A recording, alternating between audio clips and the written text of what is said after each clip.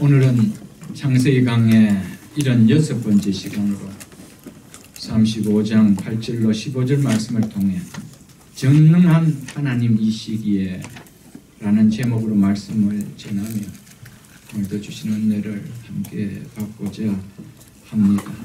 오늘 본문은 지난 시간에 이어 야곱이 일어나 베델로 올라가서 거기서 제단을 쌓으라는 하나님 말씀에 순종하여 가솔들을 이끌고 세겜을 떠나 베델로 올라와 그곳에 제단을 쌓고 엘베델이라 부르며 하나님께 예배를 드린 후에 이어지는 말씀입니다. 오늘 본문 8절은 이렇게 시작되고 있습니다. 리브가 유모 드보라가 죽음에 그를 베델 아래에 있는 상수리 나무 밑에 장사하고 그 나무 이름을 알론 하컷이라 불렀더라. 먼저 본문은 야곱의 어머니 리브가를 키운 유모 드보라의 죽음에 대해서 말씀하고 있습니다. 이 부분은 참 성경의 특이한 부분입니다. 리브가의 죽음에 대한 언급은 성경에 나오고 있지 않습니다. 단지 막빌라 불에 묻혔다라고 이후에 야곱을 통하여 말을 하고 있을 뿐이지 리브가의 죽음에 대해서 장래에 대해서 언급하고 있지 않은 것에 비해서 인물의 중요성에 월등하게 떨어지고 있는 리브가의 유모 죽음에 대해서는 기록하고 있다는 사실입니다. 일개 유모에 지나지 않는데 그래서 처음에는 그냥 리브가 유모라고만 했는데 마지막에는 그 이름이 드보라라고까지 밝히고 있다는 점, 그리고 그의 죽음과 장지와 죽음의 분위기까지 기록하고 있다는 것은 결코 예사로운 일이 아님을 우리가 느껴볼 수가 있습니다. 24장 58절 59절에 보면 리브가가 이삭과 결혼을 결정하고 아브라함의 노정을 따라 가나안을 갈 때 그의 가족들이 리브가 유모를 함께 동행해서 보냅니다. 드보라는 리브가 유모이므로 리브가보다 훨씬 나이가 많은 것을 우리는 알 수가 있습니다. 어떻게 해서 리브가의 유모 드보라가 말년에 야곱의 가솔들과 함께 있는 것으로 나타나고 있는지에 대해서는 알 수가 없습니다. 추측만 할 뿐이지 그것은 단지 추측일 뿐입니다. 수수께끼로 남아 있습니다. 몇 가지 추측하는 것으로, 첫째는 야곱이 고향집을 떠나 외삼촌 밧담 아람에 갔을 때 리브가가 아들의 소식을 듣고 싶어 왕래하기 위해서 이 유모 드보라를 야곱에게로 보내지 않았겠는가. 그러다가 어머니 리브가가 죽었다는 소식을 이 유모로부터 야곱이 전해 듣고 어머니를 생각하며 절대 보살핌이 필요한 나이에 있는 유모를 어머니처럼 모시고 있었지 않았겠는가. 이것이 첫 번째 단지 추측입니다. 또한 두 번째 추측은 야곱이 가나안으로 돌아온 후 숫곳과 세겜에 있을 동안에 고향집에 찾아갔다가 어머니 리브가가 세상을 떠났다는 말을 듣고 혼자 지내는 늙은 유모를 데리고 왔을 것이라는 또한 추측이 있습니다. 이 모든 말은 말 그대로 추측이지 분명하게 우리는 알 수가 없습니다. 성경은 이 부분에 대해서 침묵하고 있기 때문입니다. 그러나 분명하게 생각되어지는 것은 리브가의 유모이므로 리브가를 키운 자라는 것이지요. 그런데 아브라함이 보낸 노종을 우물가에서 리브가를 만났을 때 이 리브가가 보인 모습을 보면 이 유모 드보라가 리브가를 얼마나 아름다운 성품으로 잘 키운 유모인지를 우리는 짐작은 할 수가 있다는 것이죠. 한편 드보라는 리브가의 유모도 되지만은 리브가가 낳은 쌍둥이 아들 에서와 야곱을 또한 키운 유모이기도 합니다. 리브가는 에서와 야곱을 낳을 때부터 이들을 키운 이 드보라는 이들을 키운 장본입니다. 이들이 장성할 때까지 모든 뒷바라지를 이 유모 드보라가 한 것으로 여겨집니다.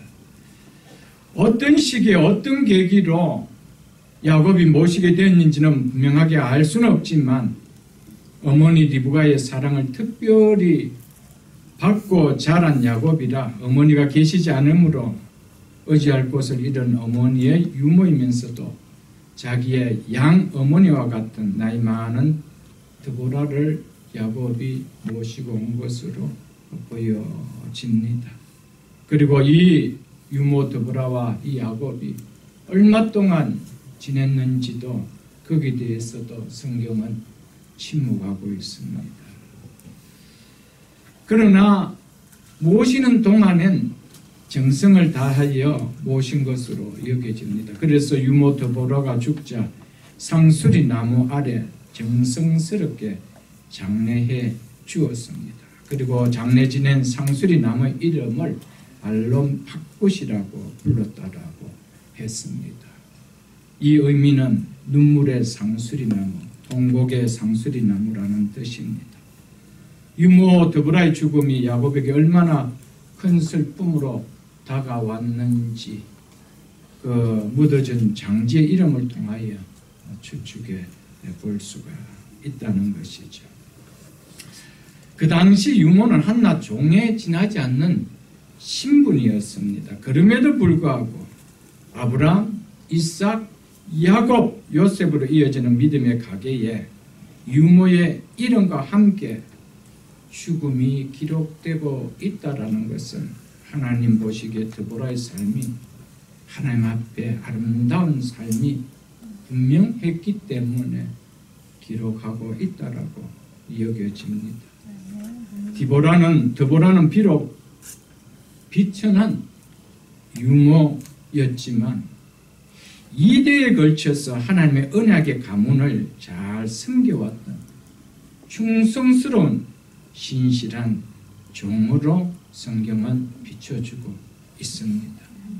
마치 아브라함의 종, 노종 엘리에셀처럼 언약의 가문을 자기에게 주어진 일을 통해 충성스럽게 잘 섬겨왔기 때문에 하나님께서는 그의 죽음을 귀하게 여기신 것으로 보셨다는 것입니다. 그래서 한낱 종에 지나지 않는 유모의 신분임에도 불구하고 여성임에도 불구하고 그 이름을 드러내고 있고 장지까지 성경은 기록하고 있다는 것입니다. 이것은 분명 하나님 보시기에 귀한 삶이었고 죽음이었다는 것을 우리에게 비춰주고 있습니다. 시작은 이름 없는 한 유모였습니다. 그러나 그 인생의 마감은 뚜렷이 하나님 앞에 이름을 드러내는 영예스러운 삶으로 마감했다는 것이죠. 사랑하는 성도 여러분, 우리는 이 드보라처럼 이름 없이 하나님 앞에 순종하며 살아가는 삶이지만 끝내는 하나님께서 충성되게 잘 맡겨진 일에 성실하게 살아왔다 하면 우리의 이름을 뚜렷하게 기록해 줄 수 있는, 기억해 줄 수 있는 우리 모든 삶이 될 수 있기를 주의 이름을 축복합니다. 9절에 이렇게 말씀하고 있습니다. 야곱이 밧담 아람에서 돌아오며 하나님이 다시 야곱에게 나타나서 그에게 복을 주시고, 이미 야곱이 밧담 아람에서 가나안으로 돌아온 세월이 꽤 오래되었음에도 불구하고 성경은 야곱이 하나님과 만나는 것을 하나님의 집 베델로 오자 야곱이 밧담 아람에서 돌아오매라고 했습니다.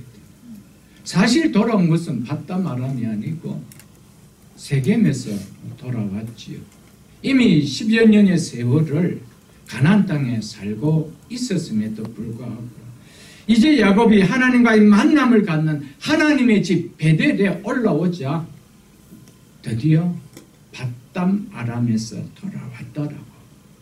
성경은 그렇게 기록하고 있습니다.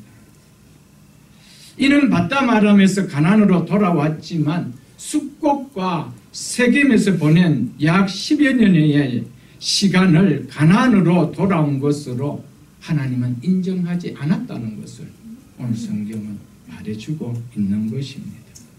비록 몸은 가나안 땅에 들어왔다 할지라도 말씀에 순종함 없이 내 생각대로 산 세월이었다면 비록 물리적인 가나안 땅을 밟았는지는 모르겠지만 하나님은 결코 그것으로 가나안에 들어온 것으로 인정하지 않으셨다는 것을 오늘 본문 우리에게 말씀해 주고 있습니다. 이 사실을 오늘 말씀을 받는 우리 가슴에 좀 담을 수 있기를 축복합니다. 이 내용은 1차적으로 가나안 땅에 들어가는 출애굽 세대에게 주는 메시지였습니다. 전에도 말씀을 드렸지만은 창세기의 1차적인 독자는 가나안 입성을 향하고 있는 이스라엘 백성들이었습니다. 이들에게 말씀을 통해 주고자 하는 메시지가 있어 모세가 기록했다는 것이죠. 그리고 우리를 포함한 앞서 모든 사람과 우리의 후대들은 2차 독자들이 되어집니다. 모세는 이 사실을 통하여 가나안 땅에 들어가는 이스라엘 백성들에게 몸이 가나안 땅에 들어간다고 해서 가나안 땅에 들어온 것이 아니라는 것을 말하고 싶었던 것이었습니다. 가나안 땅에 들어오게 한 하나님의 뜻이 무엇인지를 깨닫고 살 때 가나안 땅에 들어온 것임을 말해주고 싶어서 밧담 아람에서 돌아오며 하나님이 다시 야곱에게 나타나셨다라고 이야기하고 있습니다. 벌써 세겜 땅에 왔음에도 불구하고 하나님의 말씀에 순종하는 삶을 산 때 그때야 밧담 아람에서 가나안으로 돌아왔더라. 성경은 이야기하고 있다는 것이죠. 이 이야기를 모세는 신명기에서 다시 한 번 더 이야기하고 있습니다. 신명기를 한번 펴볼게요. 신명기 11장 구약성경 279쪽입니다. 구약성경 279쪽 신명기 11장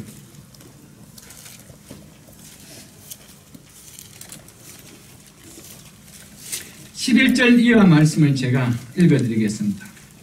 너희가 가서 차지할 땅은 산과 골짜기에 있어 하늘에 내리는 비를 흡수하는 땅이요 내 하나님 여호와께서 돌보아 주시는 땅이라. 연초부터 연말까지 내 하나님 여호와의 눈이 항상 그 위에 있느니라. 내가 오늘 너희에게 명하는 내 명령을 너희가 만일 청종하고 너희 하나님 여호와를 사랑하여 마음을 다하고 뜻을 다하여 섬기면 여호와께서 너희 땅에 이른 비 늦은 비를 적당한 때에 내리시리니 너희가 곡식과 포도주와 기름을 얻을 것이요 또 가축을 위하여 들에 풀이 나게 하시리니 너희가 먹고 배부를 것이다. 너희는 스스로 삼가라. 두렵건대 마음에 미혹하여 돌이켜 다른 신들을 섬기며 그에게 절함으로. 이것이 세겜 땅에서 야곱이 보여줬던 모습이었습니다. 세겜 땅에 두렵지만 세겜 땅에서 그들은 여전히 우상을 품고 있었던 것이었죠. 여호와께서 너희에게 진노하사 하늘을 닫아 비를 내리지 아니하여 땅이 소산을 내지 아니하시므로 너희가 여호와께 주신 아름다운 땅에서 속히 멸망할까노라. 이러므로 너희는 나의 이 말을 너희 마음과 뜻에 두고 또 그것을 너희 손목에 메어 기호를 삼고 너희 미간에 붙여 표를 삼으며 또 그것을 너희 자녀들에게 가르치며 집에 앉아있을 때든지 길에 갈 때든지 누워있을 때든지 일어날 때든지 이 말씀을 강론하고 또 내 집 문설주와 바깥 문에 기록하라. 그리하면 여호와께서 너희 조상들에게 주라고 맹세하신 땅에서 너희 날과 너희 자녀들의 날이 많아서 하늘이 땅을 덮는 날 같으리라. 아멘. 신명기 28장에도 보면 이 내용이 한번 나와가 있습니다. 너희가 가나안 땅에 들어간다 할지라도 하나님의 말씀을 업신여기고 다른 신을 섬길 때는 가나안 땅에 들어온 것과 같지 않다라는 겁니다. 젖과 꿀이 흐르는 땅이 아니라는 것이죠. 가나안 땅은, 약속의 땅은 하나님의 말씀을 순종할 때 젖과 꿀이 흐르는 땅이지. 하나님을 떠나, 말씀을 떠나 살 때는 하나님께서 그들의 하늘을 닫아버리시고 끝내는 그들을 다시 포로로 돌려보내버리는 삶이 있었다는 것을 깨닫게 해주기 위해서 1차적으로 창세기를 통하여 이 사실을 이야기해 주었던 것이었습니다. 하나님께서는 돌아왔다는 하나님의 기준이 있습니다. 우리의 기준을 가지고 생각하면 안 됩니다. 신앙은 항상 내 기준이 아닙니다. 하나님의 기준입니다. 신앙은 항상 내 생각이 아니고 하나님의 말씀의 생각 속에 우리는 기준을 잡아야 된다는 것이죠. 공간의 개념으로 봤을 때 돌아온 것은 맞는데 하나님의 기준에서는 공간적인 것만으로는 돌아온 것이 될 수 없다라는 것입니다. 돌아왔다는 하나님의 기준은 하나님과의 관계 속에서 이야기하는 내용입니다. 아멘. 가나안 땅에 돌아온 지가 오래지만은 하나님과의 관계가 멀어진 상태에서 하나님의 말씀의 순종과 멀어진 상태에서는 결국 돌아온 것으로 하나님께서 보지 않았다는 것입니다. 하나님은 공간적 지리보다 관계를 보신다는 사실을 오늘 본문을 통해서 우리에게 말씀해 주고 있습니다. 내가 가나안 땅에 들어왔다고 내가 기뻐하는 것이 아니라는 것입니다. 하나님께서 이스라엘 백성들이 출애굽 이후에 가나안 땅에 들어왔다고 기뻐한 것이 아니었습니다. 나와 바른 관계를 맺고 살아갈 때 하나님은 그 백성을 향하여 기뻐했다는 사실이죠, 여러분. 아멘. 몸이 자리에, 우리의 몸이 공간에, 시간 속에 있는 것이 중요한 것이 아니라는 것입니다. 그 자리에, 그 공간에, 그 시간에 내가 있는 이유를 하나님 앞에서 갖는 것이 중요하다는 것을 오늘 본문 우리에게 말씀해 주고 있습니다. 아멘. 그렇지 않다면 몸은 가나안 땅에 있다 할지라도 하나님 아직 바닷 아람에 있는 것으로 보는 것밖에 아니라는 것이죠. 이것을 오늘 우리에게 적용해 본다면 교회라는 공동체의 공간이 아니라 교회의 공동체가 갖고 있는 의미를 깨닫지 못한다면 이 공동체 공간에 있다는 것만으로는 바른 의미가 되어질 수 없다라는 것을 우리에 말해주고 있는 것입니다. 아멘. 예배의 자리에, 예배 드림의 공간 속에 있다 할지라도, 예배 시간 속에 있다 할지라도 예배가 갖는 의미에는 무관심하면서도 별로 알고 싶지 않으면서도 몸만 예배라는 공간 속에, 시간 속에 있다고 해서 하나님은 그것을 예배로 받지 않는다는 것을 오늘 우리에게 말씀해 주고 있는 내용입니다. 아멘. 믿으십니까, 여러분? 아멘. 하나님께서 우리를 예수 그리스도의 십자가의 보혈로 불러주신 목적은 참 마음과 온전한 믿음으로 하나님께 나가 예배자의 삶을 살기 위해서였습니다. 이것이 우리를 예수 그리스도 안에서 부르신 목적이었습니다. 바른 예배자로 서기 위해서 참 예배자의 인생을 사는 것, 이것이 우리를 향한 예수 그리스도께서 피 뿌리신 이유요 목적입니다. 아멘. 그런데 야곱은 그 의미, 예배의 의미는 잊어버리고 세겜 속에서 하나님 앞에 아름답지 못한 모습을 보이면서 예배의 형식만 취하고 있었다는 것이죠. 사랑하는 성도 여러분, 우리는 공간이라는 개념도 중요합니다. 그러나 그 공간이라는 개념, 의미가 부여될 때 그 공간이 주는 의미는 더 아름답습니다. 아멘. 그러나 의미를 잃어버리는 공간의 개념, 그 자리의 개념, 하나님은 때로는 마음을 더 아파하게 할 수 있다는 사실을 본문을 통해서 좀 깨달을 수 있기를 주의 이름으로 축복합니다. 아멘. 야곱이 말씀에 순종하여 하나님 마음에 합한 예배자로 서기 위해 베델로 올라왔을 때 하나님께서 야곱에게 어떻게 하셨다고 하는지 보십시오. 그에게 복을 주시고 그에게 복을 주시고 10년 전 야복 강가에서 하나님이 야곱이 하나님께 힘을 다하여 삿발을 붙들고 내게 축복하지 아니하면 가게 하지 아니하겠다라고 자신이 복을 강구했는데 그때는 자신이 하나님 앞에 복을 주시지 않으면 내가 놓지 않겠다라고 야곱 편에서 복을 강구했습니다. 근데 오늘은 하나님께서 먼저 복을 주시고라고 말씀하고 있습니다. 사랑하는 성도 여러분, 복은 우리가 그렇게 간절히 구하지 않아도 하나님께 순종하는 모습을 살 때 하나님께서 주시는 것임을 본문을 통해 깨달을 수 있기를 바랍니다. 아멘. 순종하고 말씀에 순종하고 베델에 올라올 때 거기에서 하나님 마음에 합한 제단을 쌓을 때 하나님께서 하신 첫 마디가 뭡니까? 야곱에게 복을 주시고. 믿으십니까 여러분? 아멘. 첫 번째 야곱에게 주신 복이 무엇인지 보십시오. 10절을 보겠습니다. 하나님이 그에게 이르시되 내 이름이 야곱이지만은 내 이름을 다시는 야곱이라 부르지 않겠고 이스라엘이 내 이름이 되리라 하시고 그가 그의 이름을 이스라엘이라 부르시고. 아멘.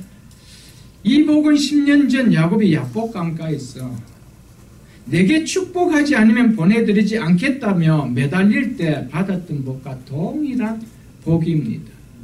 그때도 내 이름을 다시는 야곱이라 부를 것이 아니요 이스라엘이라 부를 것이니 이는 네가 하나님과 사람들과 겨루어 이겼습니다며 이름을 바꿔주는 복을 주셨습니다. 근데 이번에도 또 동일하게 복을 주시며 라고 이름을 바꿔주시는 일을 하고 계십니다. 이름을 바꿔주셨다는 것은 전에도 말씀을 드렸지만 존재를 바꿔주셨다는 것이라고 말씀을 드렸습니다. 사례를 사라로, 아브라함을 아브라함으로, 시몬을 게바, 베드로로 바꾼 건 존재로 바꿔주셨습니다. 고린도전서 1장 2절에 보면 이렇게 말씀하고 있습니다.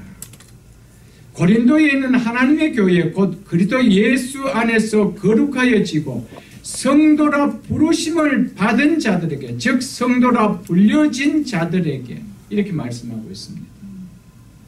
성도로 즉 거룩한 백성으로 구별된 백성으로 우리의 존재를 바꾸어 주셨다라고 이야기하고 있습니다. 존재를 바꾸는 것입니다. 누가 불러주셨대요? 성도라 부르심을 받은 하나님께서 우리를 불러주셨다는 것입니다. 아멘. 여러분, 성도라는 이름의 뜻은 거룩한 백성, 구별된 백성이라는 말입니다. 이스라엘이라는 이름의 뜻은 무엇입니까? 하나님과 겨루어 이겼다는 뜻입니다. 이 이름을 가히 사람이 붙여서 부를 수 있는 이름입니까? 우리가 우리를 향하여 거룩한 백성이다, 구별된 백성이다 이렇게 부를 수 있나요? 우리가 하나님과 겨루어 이긴 자다 이렇게 우리 스스로 부른다라면 교만의 극치입니다. 이건 우리가 부를 수 있는 이름이 아니에요. 하나님이 불려지게 했다는 사실입니다. 아멘. 하나님이 불려지게 한 이름, 이게 축복이라는 것을 오늘 성경은 이야기합니다. 결코 우리가 부를 수 없는 그 이름을 하나님이 불러주셨다. 믿으십니까? 이게 성경은 복이라고 우리에게 이야기해 주고 있다라는 것이죠. 7, 80 이 땅을 사는 동안 하나님이 우리를 향하여 거룩한 백성이다, 구별된 백성이라 라고 불려주는 이 불려짐의 복보다 귀한 복이 있습니까 여러분? 없습니다. 그 어떤 복이라 할지라도 이 땅의 생을 마치는 날, 그것은 마치 유치원 시절에 그렇게 소중하게 여겨진 장난감, 사춘기를 지나는 날에 관심도 없는 무의미한 것에 불과한 것 같이 여겨질 뿐입니다. 우리가 하나님 앞에서 하나님께서 우리를 성도라 하나님의 자녀라 불러주시는 존재를 바꿔주시는 복을 받기 전까지 이 땅에 무엇 하나 쥐고 기뻐하는 복이 있다면 그 복은 마치 유치원 아이가 장난감을 갖고 그렇게 좋아했는데 이제 청소년 때가 되었을 때 번처만취해지는 그런 거와 비교될 수 않는다는 것이죠. 여러분, 오늘 예수를 믿는다라는 하나님께서 우리를 향하여 성도라 하나님의 자녀라 불러주심을 존재가 변화된 이런 자임에도 불구하고 이것보다 세상에 정말 유치원 아이들이 갖고 노는 장난감 같은 그것을 복으로 여기고 그것을 붙들기 위하여 몸부림치고 있지는 않는가 생각해 봅니다. 많이 배웠다고 명문학교를 나왔다고 큰 사업을 하고 높은 지위에 앉았다라 아무리 외적으로 복받은 사람처럼 보여도 존재가 복을 받은 존재가 되지 않으면 성경은 그것은 진정한 복된 자가 아니라고 말씀하고 있음을 우리는 잊어서는 안 됩니다. 성경 한 곳을 한번 찾아볼 수 있기를 바라겠습니다. 사도행전 26장을 한번 찾아보겠습니다. 사도행전 26장 신약성경 234쪽입니다.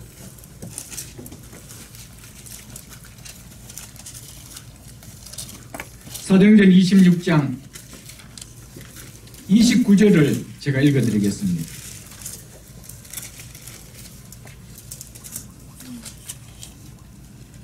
바울이 이르되 말이 적으나 많으나 당신뿐만 아니라 이 당신은 이 헤롯 아그리빠 왕을 이야기합니다. 당신 아그리빠 왕뿐만 아니라 오늘 내 말을 듣는 모든 사람도 여기에는 로마 베스토 총독을 포함해서 이 고관 대신들을 향해서 하는 이야기입니다. 다 이렇게 결박된 것 외에 나와 같이 바울과 같이 말이죠. 나와 같이 바울이 어떤 존재라는 겁니까? 죄인이라는 것이 아니고 하나님의 자녀가 되고 성도가 되었다. 거룩한 백성이 되고 하나님의 나라를 값없이 받은 하나님의 자녀가 되고 이렇게 되기를 하나님께 원하나이다 라고 이야기합니다. 여러분 세상적으로 로마는 왕이요 로마의 총독이요 그 당시에 고관들 세상적으로 출산 사람들입니다. 하나도 부를 것이 없는 출산 사람들입니다. 그런데 그들 속에 무엇이 없다는 겁니까? 하나님께서 내 자녀라 너는 거룩한 백성이라 불러준 것이 없기 때문에 바울은 비록 감옥에 같이 묶여있는 죄수지만 이 묶인 죄수 이외에 나와 같이 되기를 원한다. 무슨 이야기입니까? 이것만큼 큰 복이 없다라는 것입니다. 믿습니까 여러분? 여러분 하나님 앞에 불림을 받는 이런 최고의 축복. 그래서 하나님께서 야곱에게 첫 번째 불러주시는 복이 무엇입니까? 베델로 올라왔을 때 야곱이라 하지 않냐고 이스라엘이라 이름을 바꿔준 거예요. 그 이름은 자기가 부를 수 있는 이름도 아니고 사람이 불러줄 수 있는 이름도 아닙니다. 하나님과 겨루어 이겼다. 하나님만이 붙여줄 수 있는 이름. 이것이 최고의 축복입니다. 믿습니까? 여러분과 저를 향해서 하나님의 자녀라 성도라 누가 붙여주십니까? 우리가 붙인 이름이 아닙니다. 이름이 최고의 복인 것을 믿습니까? 여러분 이것을 복으로 여길 때 우리도 예수 믿지 않는데 세상에 잘난다 하더라도 우리는 바울처럼 이렇게 결박되기 외에는 나와 같이 되기를 원한다라면서 나라는 변화된 존재 이 존재가 얼마나 큰지를 우리는 당당하게 드러내며 살아갈 수 있다는 것이죠. 믿습니까 여러분들? 예수 믿고 나도요 내 환경은 내가 처한 상황은 별로 달라진 거 없습니다. 그대로입니다. 그런데 내가 전과 다르게 변했다는 것으로 인하여 말로 다 할 수 없는 기쁨이 내 속에 일어납니다. 무엇이 변했기 때문입니까? 존재가 변했기 때문입니다. 나라는 존재가 변했기 때문입니다. 영원한 형벌로 버려질 존재가 영원한 나라의 영원토록 기쁨을 이기지 못하며 사는 하나님의 자녀가 된 존재로 바뀌었다는, 신분과 존재가 바뀌었다는 이것 때문에 너무너무 기쁘고 감사하다는 것이죠. 아멘. 여러분, 하나님의 자녀가 되었다는 이 존재의 변화, 여기에 대해서 우리가 기뻐하지 못하고 이 변한 것에 대한 깨달음이 없다라면 우리는 늘 베스도가 부럽고 아그리빠가 부럽습니다. 신앙을 버릴지라도. 더 나아가면 내 자녀들 그런 신앙 안 가져도 아그리빠만 되면, 베스도만 되면, 여러분, 가치를 모르면은요, 우리는 죽는 것을 죽는 걸 모르고 살아갑니다. 믿으십니까, 여러분?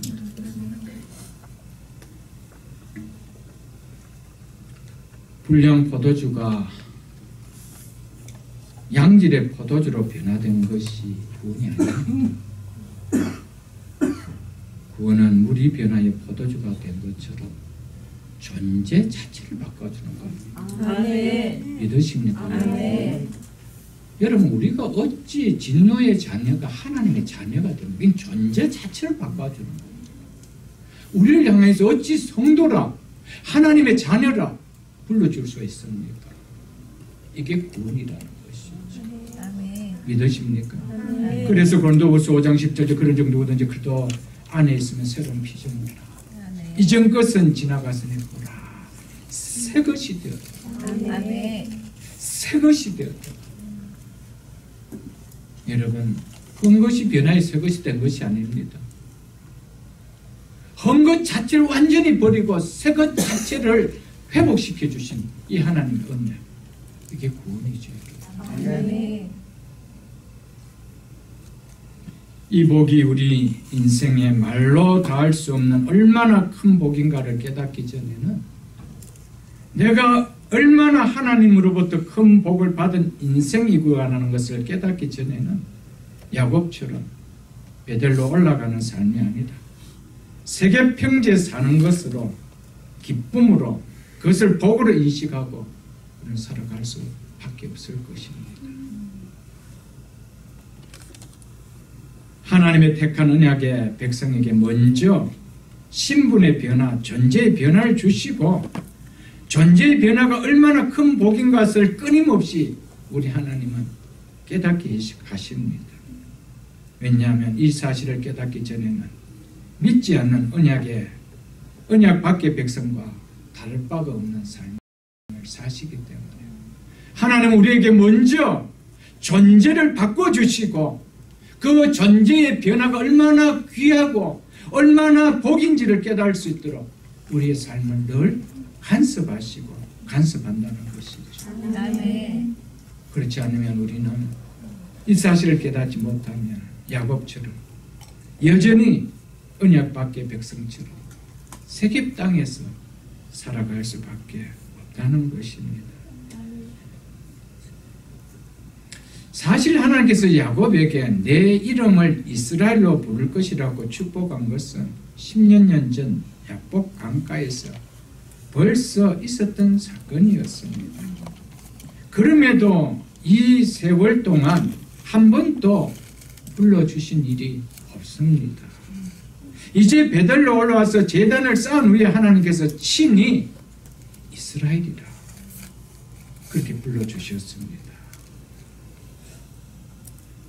무엇을 이야기합니까? 이름이 바뀌어도 하나님께서 바뀐 이름으로 불러주지 않는다라면 의미가 없다는 것이죠, 여러분들. 이스라엘이라는 이름을 받았음에도 불구하고 세상의 것과 함께 섬길 때 하나님은 그를 이스라엘로 인정해 주지 않았다는 말입니다. 이것은 단순히 불러지는 이름의 문제가 아니라 삶의 문제라는 것을 오늘 본문을 통해서 이야기해 주고 있습니다. 그래서 하나님은 야곱의 이름을 바꿔주셨지만 이스라엘이라고 불러줄 수가 없었던 것이었습니다.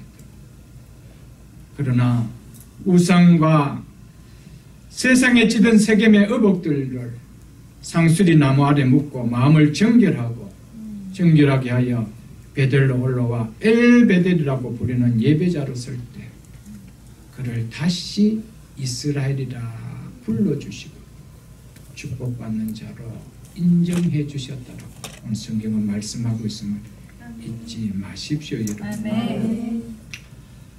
누가 이스라엘로 불러주셨대요? 하나님이 야곱의 이름을 이스라엘이라 부르니. 여러분, 하나님이 불러주셔야 그게 진짜 복입니다. 믿으십니까, 여러분들? 우리가 불러주는 것도 귀하지요. 하나님이 변화된 이름을 불러주셔야 그 이름은 진짜 이름이 되어지는 겁니다. 지체들이 혹은 이웃, 교우들이 아무개 집사, 아무개 권사, 아무개 장로, 아무개 목사, 아무개 성도라고 불러주는 것 귀할 수 있습니다. 그러나 하나님이 인정해 불러주심이 되지 않는다라면 사람이 불러준 거 별 의미 없습니다. 오늘 그것을 우리에게 이야기해 주고 있습니다. 하나님이 그 바뀐 이름을 불러주셔야 그 바뀐 이름에 대한 인정하시고 불러주실 때 복되다는 것이죠.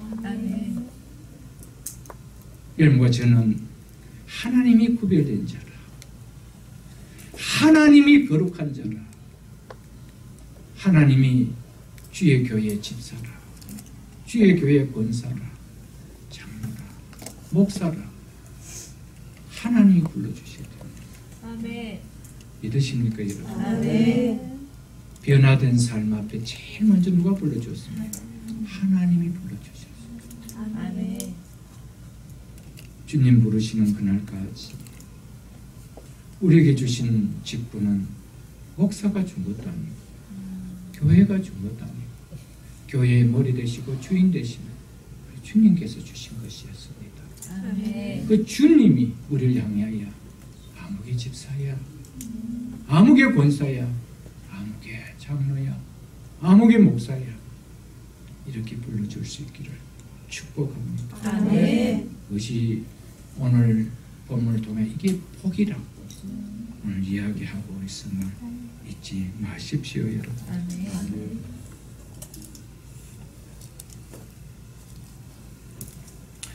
오늘 본문 9절과 10절을 통해서 우리는 이름만 이스라엘로, 이름만 성도로, 이름만 하나님의 자녀로, 이름만 그리스도인으로 불려지는 것이 하나님의 원하심이 아니라 삶이 그 이름에 걸맞게 사라져야 함을 하나님의 원하심임을 우리는 깨달을 수 있기를 축복드립니다. 아멘.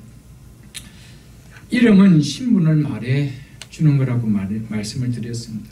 하나님은 신분을 먼저 주십니다. 성도라, 하나님의 자녀라, 우리를 먼저 불러주십니다. 그리고 그 이름을 부를 수 있는 삶으로 이끌어 가시는 것입니다. 이것이 성화입니다.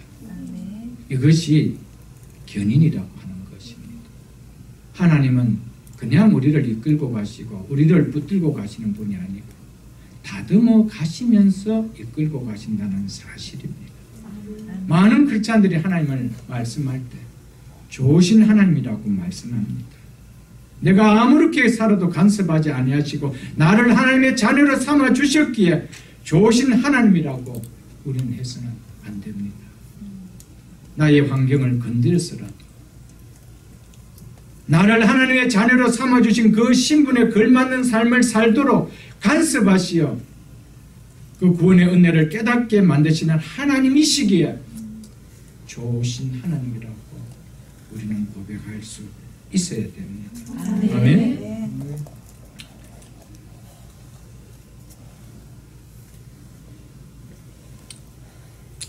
하나님은 야곱을 어디에서 다시 만나 주셨다라고 이야기합니까? 베델에서. 베델에서. 지난번에도 말씀드렸지만은 베델은 즉 하나님의 집은 궁극적으로 천국을 나타내는 거라고 말씀을 드렸습니다. 하나님은 야곱을 언약의 자녀로 택하여 주신 하나님께서 야곱의 인생을 간섭하시고 이끌어 오심을 우리는 야곱의 이야기를 통하여 지금껏 보아왔습니다. 엄청난 시련을 죽어서라도 이끌고 왔습니다. 어디로? 베델로. 믿습니까? 하나님은 우리를 궁극적인 베델로 이끌고 오시기 위하여 우리의 전 생애를 간섭하십니다. 우리를 만지십니다. 믿으십니까? 거기서 하나님의 집에서 우리를 다시금 만나주십니다. 그때 그 만남은 우리에게 진정한 복을 안겨주시는 복된 만남입니다. 그 만남을 잃어버린다면 아무런 의미가 없죠. 하나님 우리를 다듬고 이끌고 가시는데 그 자리거든요. 베델이라는 것입니다. 하나님의 집, 영원한 본향, 천국입니다. 믿으십니까 여러분? 거기서 여러분과 저를 다시 만나주시고 우리의 눈의 눈물을 닦여주시며 하나님은 위로의 복을 허락하여 주신다는 사실이죠. 그러므로 우리는 날마다 우리에게 주신 신분에 걸맞는 삶을 살아가기 위하여 성령을 의지하며 힘쓰며 나갈 수 있어야 됩니다.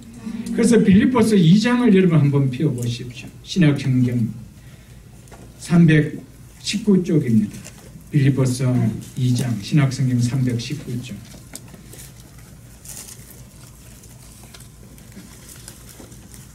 2장 12절로 13절 말씀을 제가 읽어드리겠습니다. 빌립보서 2장입니다. 신약성경 319쪽 2장 12절로 13절 말씀 제가 읽어드리겠습니다. 그러므로 나의 사랑하는 자들아 너희가 나 있을 때뿐 아니다. 더욱 지금 나 없을 때에도 항상 복종하여 두렵고 떨림으로 너희 구원을 이루라. 여기서 너희 구원을 이루라는 것은 우리가 구원을 이루어 갈 수 있는 그 구원을 이야기하는 것이 아닙니다. 우리는 이미 구원을 받았습니다. 여기에서 구원이라는 것은 죄의 세력으로부터 구원을 이루어가는 성화를 이야기를 하고 있습니다. 이 말씀은 한마디로 구원받은 성도의 삶의 태도를 요약해놓은 말씀입니다.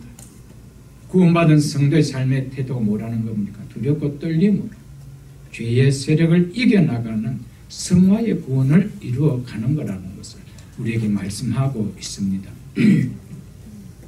그러면서 13절이 이렇게 이야기하고 있습니다. 너희 안에서 행하시는 이는 하나님이시니 너희 안에서 행하시는 하나님이시니 다른 말로 하면 무엇입니까? 너희 안에 누가 계신다는 겁니까? 하나님이 계신다는 것이죠. 이미 우리가 무엇을 받은 자라는 겁니까? 구원을 받은 자라는 것을 이야기하고 있습니다. 구원을 받은 자는 그 속에 하나님께서 우리 속에 뭐 하신다는 겁니까? 행해 가신다는 겁니다. 이루어 가신다는 겁니다. 다듬어 가신다는 겁니다. 믿으십니까 여러분? 아무렇게나 살아도 된다라고요. 하나님은 그렇게 두지 않습니다. 우리 안에서 행하시는 이는 그분이십니다. 구원을 주신 하나님은 우리 속에서 우리를 다듬어 가십니다. 두렵고 떨림으로 구원을 이루어 가도록. 믿으십니까 여러분? 자기의 기쁘신 뜻을 따라 너에게 소원을 두고 그렇게 행해 가신다는 것. 이것이 구원입니다. 이제 내가 구원 줬으니 너 아무렇게나 살아라.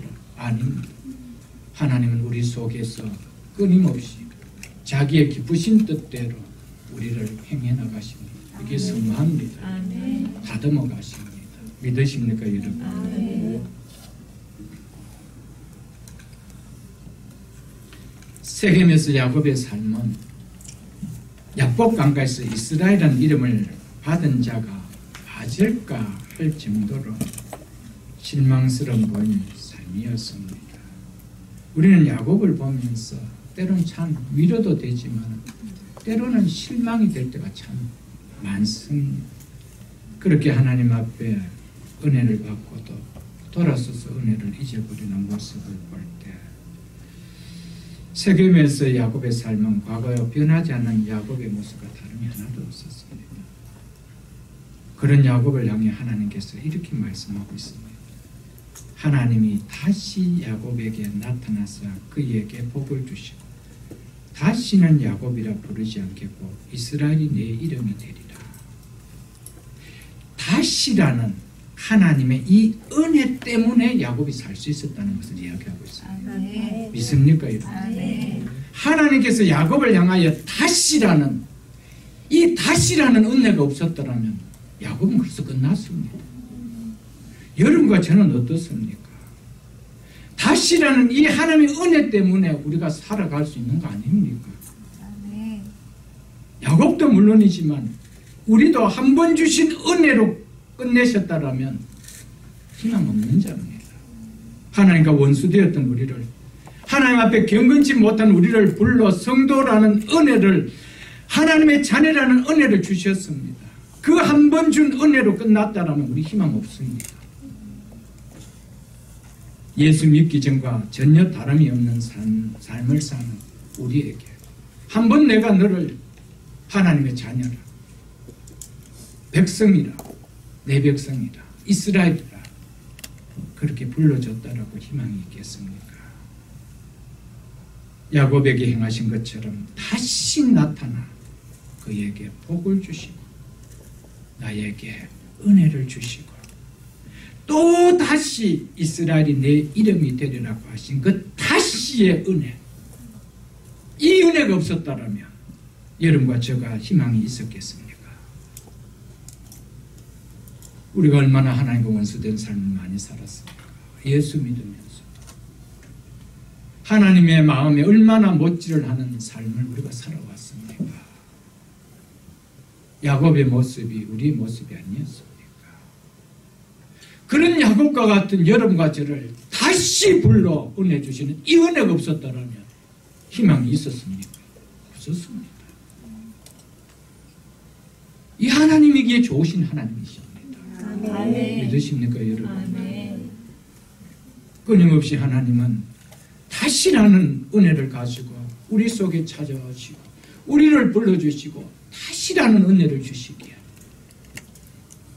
오늘 우리를 불러주시고 다시라는 이 은혜의 자리가 될 수 있기를 축복합니다. 아멘. 만일 다시 우리에게 은혜가 고갈되는 그것으로 끝나버린다면 여러분과 저에게 희망이 있습니까? 소망이 없습니다. 이렇게 살아도 다시 하나님 앞에 은혜 받을 소망이 있기에, 은혜 주실 하나님이 있기에 그래도 살아갈 수 있는 거예요. 믿으십니까, 여러분? 그 하나님이 좋으신 하나님인 것이에요.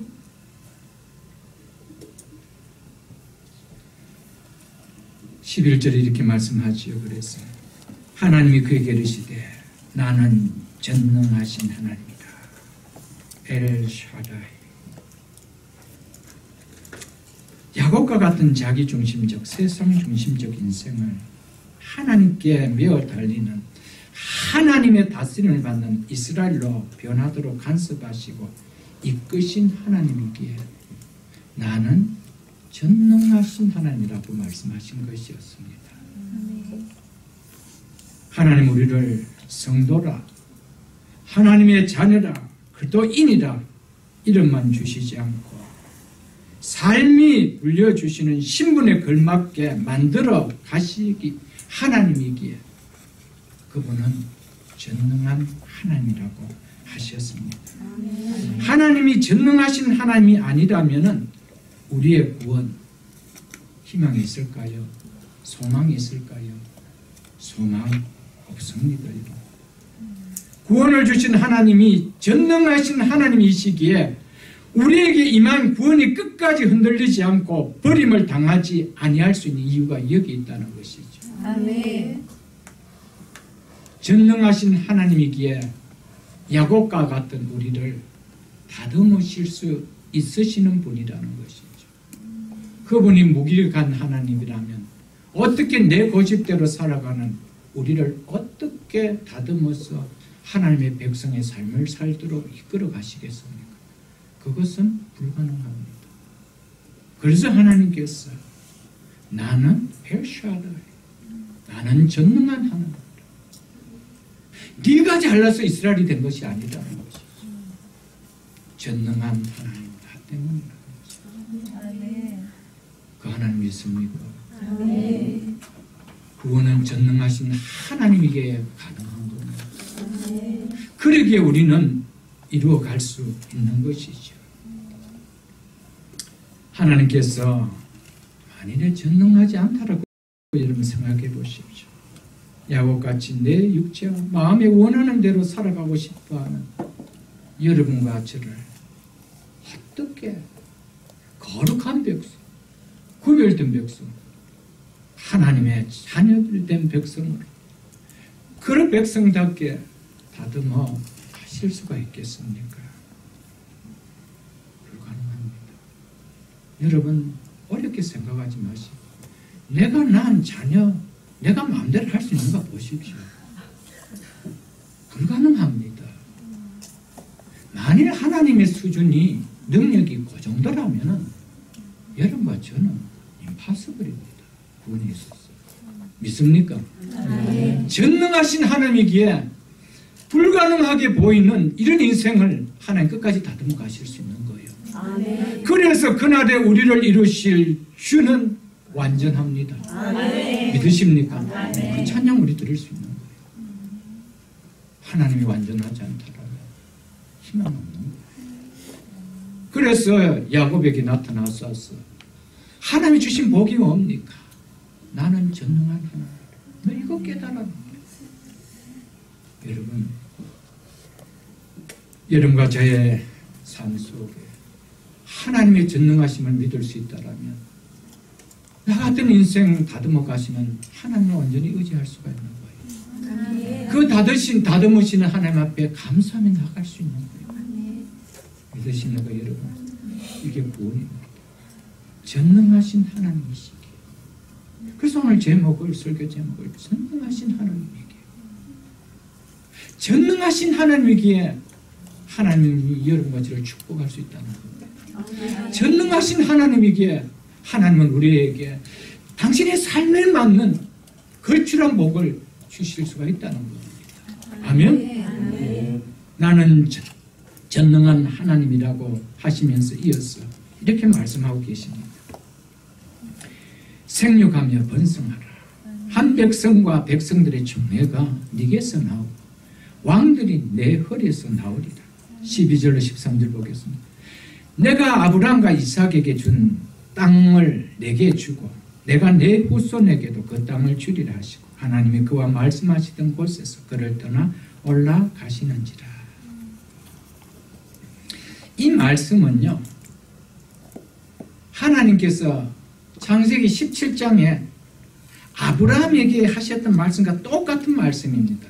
6절에서 6절 8절을 보면 이렇게 말씀하고 제가 읽어드리겠습니다. 창세기 17장 한번 찾아보십시오. 창세기 17장 6절 7절을 보십시오. 6절 8절을 보십시오. 내가 너로 심히 번성하게 하리니 내가 내게서 민족들이 나게 하며 왕들이 내게로부터 나오리라. 8절 보십시오. 내가 너와 내 후손에게 내가 거류한 이 땅을 곧 가나안 온 땅을 주어 영원한 기업이 되게 하고 똑같은 이야기를 합니다. 그 이야기를 지금 누구에게도 하고 있습니까? 야곱에게도 하고 있습니다. 누구라고 이야기하고 하면서 나는 전능한 하나님이라고 이야기하면서 여러분 전능한 하나님이 아니면은 절대로 동일한 축복을 약속할 수가 없습니다. 그리고 그 동일한 약속은 이루어질 수가 없다는 것이죠, 여러분. 어떻게 전능한 하나님이 아니고 어떻게 내 땅도 없이 나그네로 살아가는 이 야곱에게 이 땅을 너와 네 후손으로 주겠다는 이 약속할 수 있겠습니까? 못하는 거예요. 할 수 없는 거예요. 이 땅에서 살 한 백성, 즉 한 민족이 너를 통해서 나오겠다. 어떻게 이야기할 수가 있겠습니까? 그뿐만 아니라 그 백성을 다스릴 왕들이 나오겠다. 여러분 전설 같은 이야기를 지금 하고 있습니다. 말씀하신 하나님의 전능하신 하나님으로 믿지 못합니다.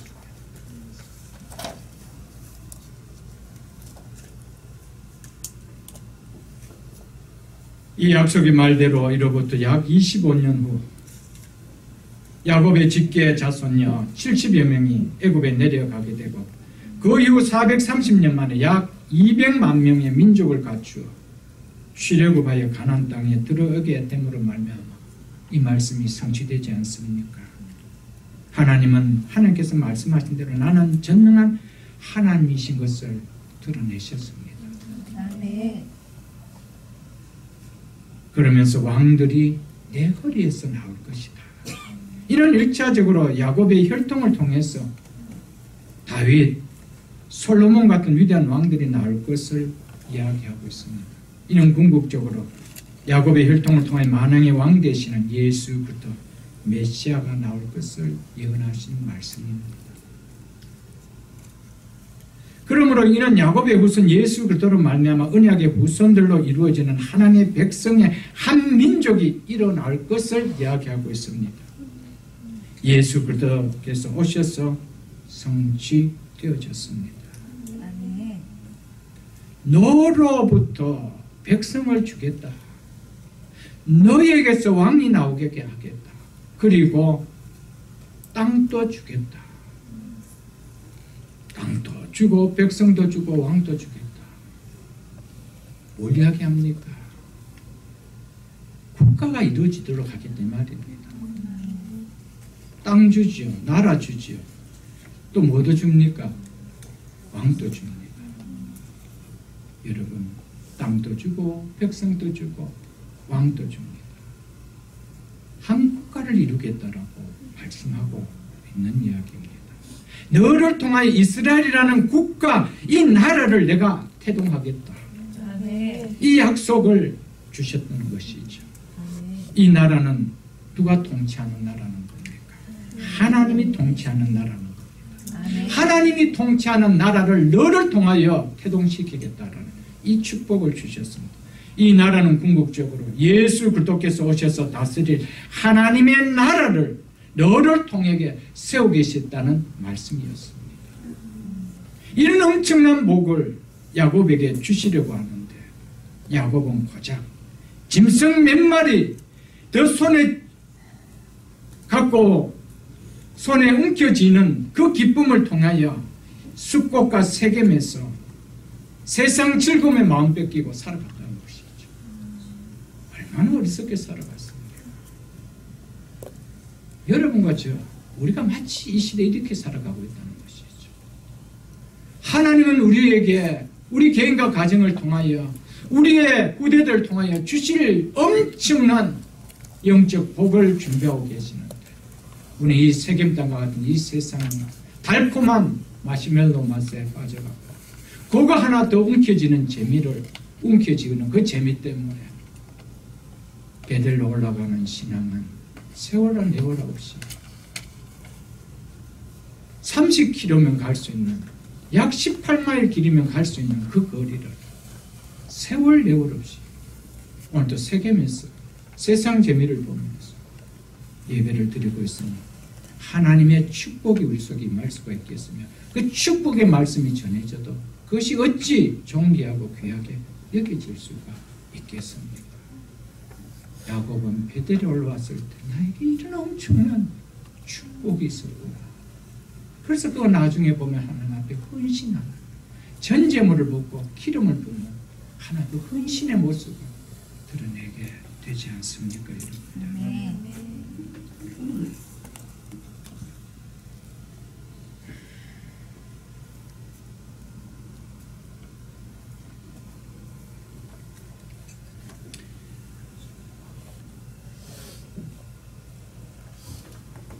야곱은 세겜에서 쓴맛을 본 후에야 이 진정한 베델에서 하나님과 만남이 있는 이 축복의 은혜가 무엇인지 깨달았습니다. 하나님께서 이스라엘 백성들을 가나안 땅으로 이끌기 전에 젖과 꿀이 흐르는 그 가나안의 그 맛을 깨닫기 전에 먼저 광야에서 마라의 쓴물을 마시게 했습니다. 쓴 것을 깨닫지 못하고 쓴맛을 보지 아니하고는 진정한 단맛을 알 수가 없기 때문이었죠. 우리도 똑같습니다. 세상이 아직도 답니까? 세겜에 사는 것이 아직도 달고 달콤하고 그래 느껴집니까?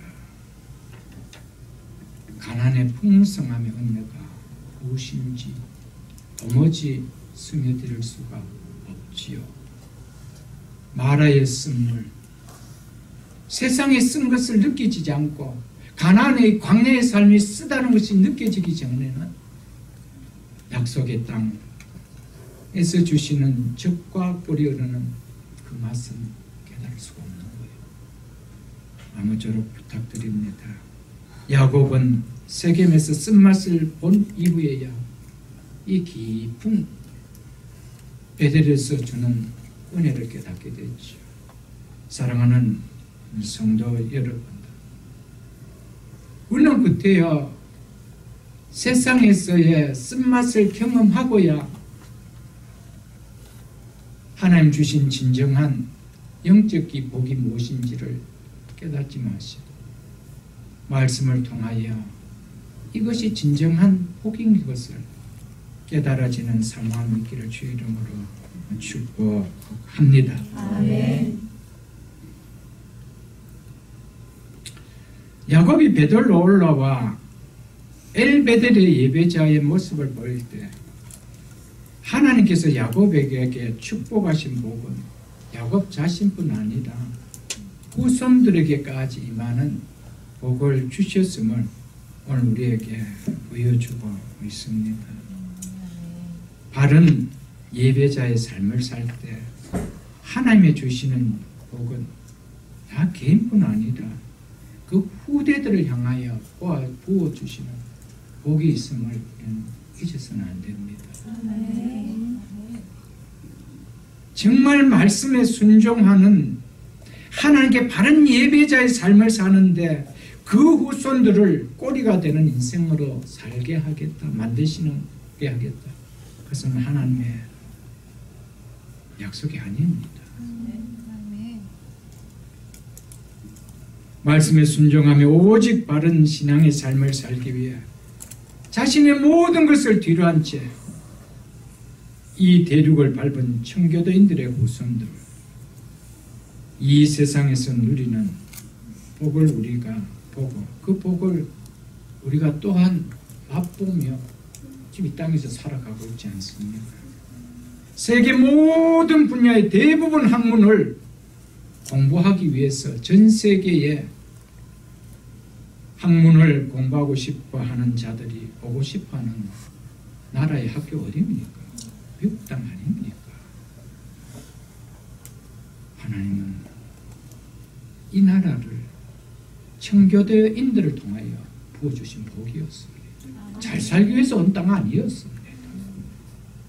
하나님 앞에 바른 예배자의 삶을 살고 했다는 그 하나밖에 없었습니다.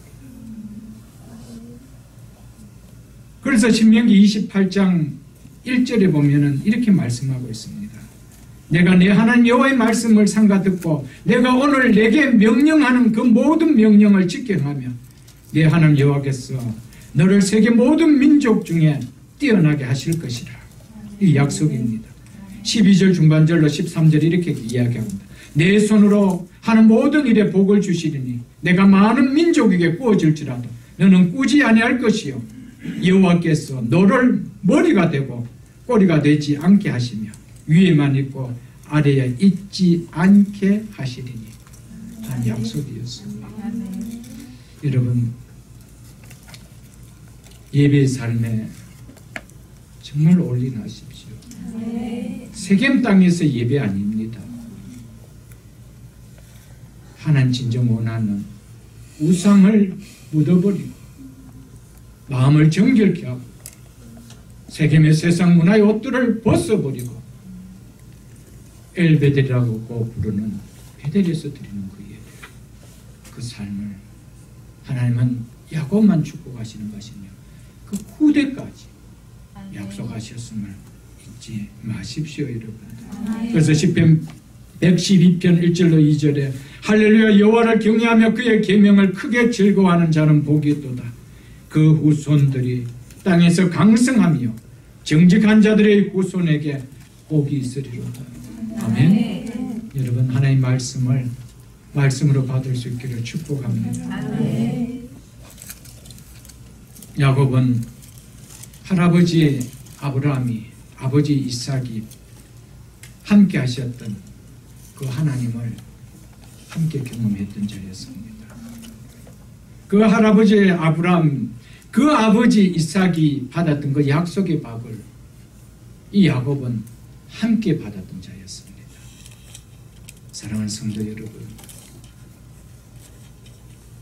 우리가 받았던 이 복, 아니 우리가 믿음에 2대 3대로 내려왔다라면 우리 할아버지가, 우리 아버지가, 우리 부모님, 우리 조부모 세대가, 우리 부모님의 세대가 받았던 그 하나님의 복을, 그 경험했던 그 하나님을 우리가 경험해야 됩니다. 우리가 경험했고 그 받았던 약속이 있었다면 우리의 후대들이 또한 동일하게 경험할 수 있는 이 복을 물려줘야 됩니다. 이것은 하나님의 전능하심을 깨달을 때만이 물려줄 수 있는 거예요. 하나님의 전능하신 하나님 것을 깨달을 때 이 하나님을 우리가 물려줄 수 있다는 것이죠. 그래서 우리가 잘 아는 말씀, 우리 그 48장을 한번 펴보십시오. 48장. 창세기 48장을 한번 보십시오.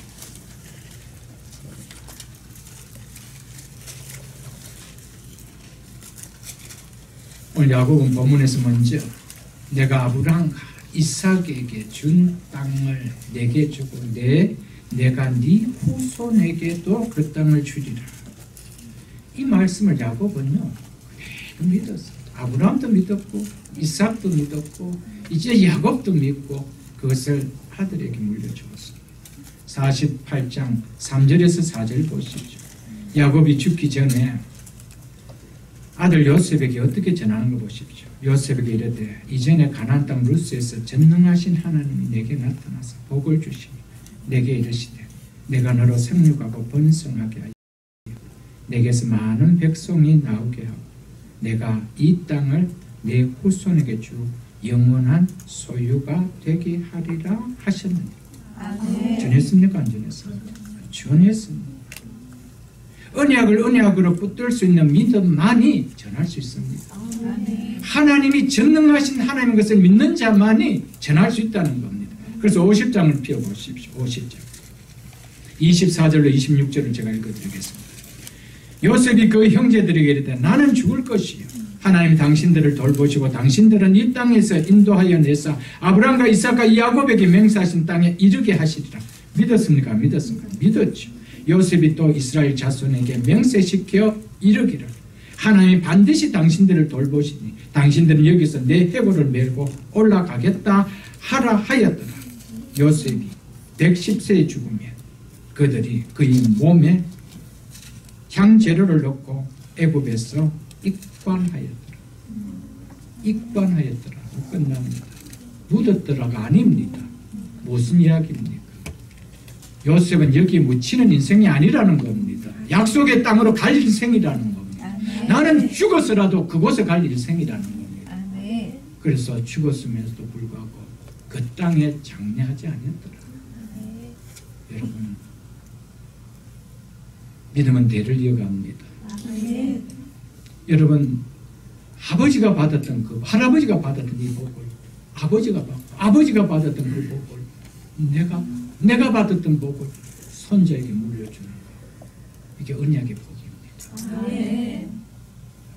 내가 언약의 복을 복으로 여기지 못하고 나에게 주신 구원이 전능하신 하나님 주신 복으로 여기지 못한다면 이것을 복으로 여기지 못하고 우리는 물려주지 못할 것입니다.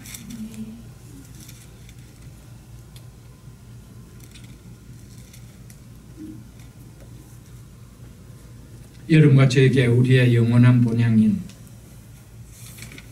가나안 천국이 우리에게 주어질 것입니다. 나는 그곳에 반드시 들어갈 것이라는 이 하나님의 언약, 이 언약에 대한 확신이 있어야 됩니다. 아멘. 이 언약을 누가 맺어주셨습니까? 예수 그리스도께서. 무엇으로? 당신의 피로. 그래서 그것을 새 언약이라. 믿으십니까? 우리를 하나님의 나라로 들어가게 하시는 새 언약. 이 믿음이 확신 있는 성도는 이 땅에 사는 삶을 통해 결코 본향을 잃어버리는, 배대를 잃어버리는, 하나님의 집을 잃어버리는 세겜의 삶으로 종려지지 않습니다. 천국 본향을 바라보는 소망을 이 땅에 살아가는 기쁨으로, 낙으로, 소망으로 살아가지요. 그래서 오늘 그 뒤에 아까 피어났던 50점 그 앞에 49장을 한번 피워보십시오. 49장 29절로 31절 제가 읽어드리겠습니다. 야곱이 자녀들에게 마지막 유언을 하고 있습니다.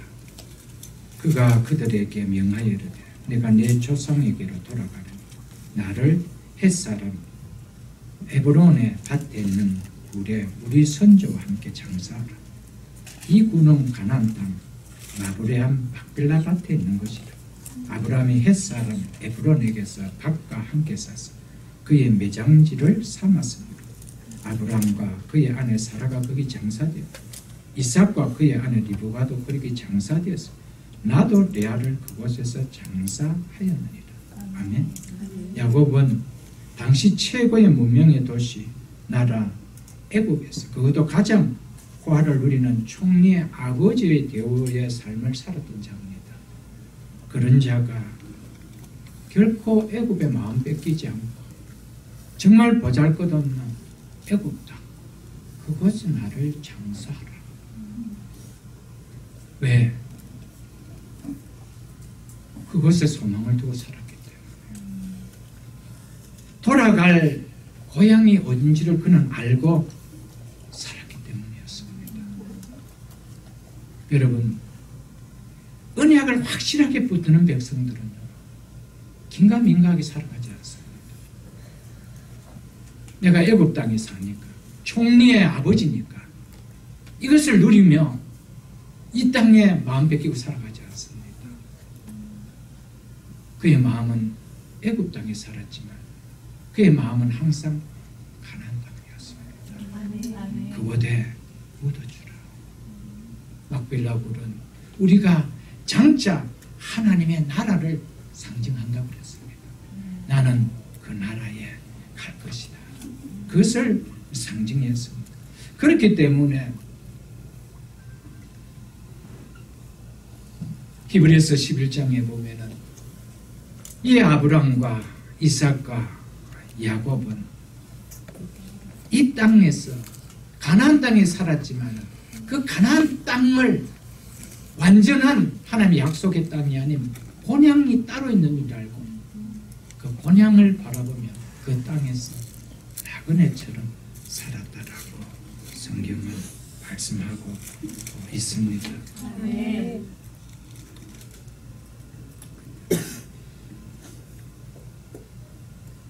언약을 이루실 전능하신 하나님을 믿지 못하는 신앙이 된다라면 여러분과 저는 결코 이렇게 살아갈 수 없습니다. 하나님 한번 약속하신 언약은 반드시 이루시는 하나님. 네. 예수 그리스도께서 십자가에 죽으실 때 어떤 언약을 맺었습니까? 하나님과 우리의 관계를 화목시키는 언약을 맺었습니다. 네. 우리를 하나님의 자녀로 삼아주신 언약을 맺었습니다. 아멘. 그 나라에 영원히 살 수 있는 영원한 생명을 주는 언약을 맺었습니다. 그 언약을 붙드는 자들은 이 세상의 것에 세겜 땅에 마음 뺏기지 않습니다.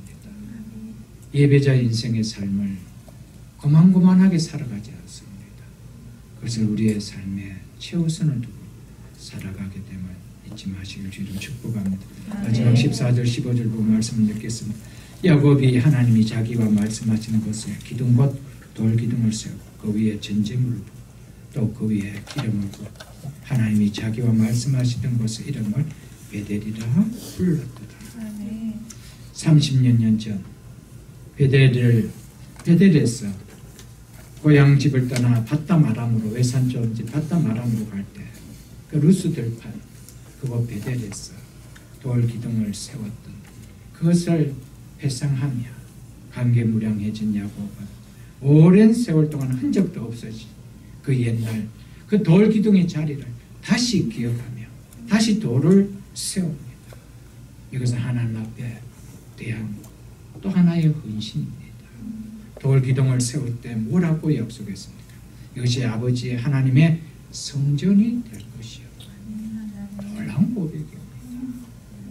족장시대 때 아직 성전이 없었을 때였습니다. 그런데 벌써 야곱은 이것이 성전이 될 것이다. 하나님의 거룩한 전이 될 것이다. 아버지의 하나님의 집이 될 것이다. 무슨 이야기입니까? 내 남은 생애는 이제는 내 중심, 세상 중심의 삶이 아니라 하나님의 중심, 예배 중심의 삶의 인생이 되겠다라는 헌신의 고백이었습니다. 사랑하는 성도 여러분, 정말 엘베데를 경험하는 예배자의 인생은요, 내가 어떻게 살아갈지를 하나님 앞에 헌신하고 살아갑니다.